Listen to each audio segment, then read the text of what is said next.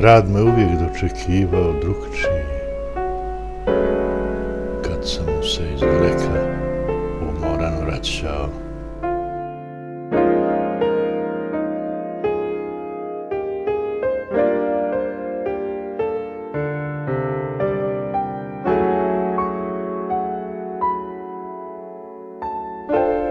Razmišljao sam, šta to prolazi gradom kad mene u njemu nema?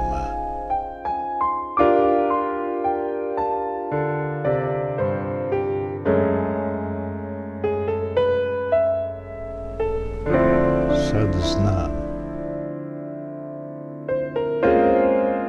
prolazilo je vrijeme.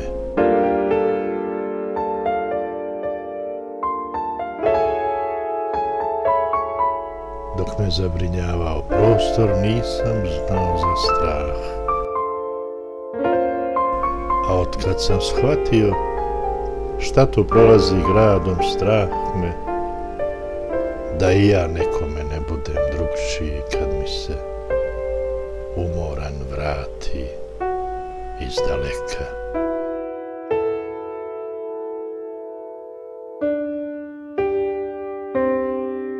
Jer već mi je zaleglo na lice, vidim.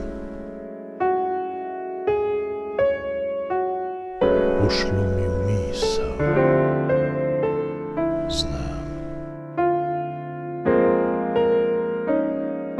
I korake mi sapliće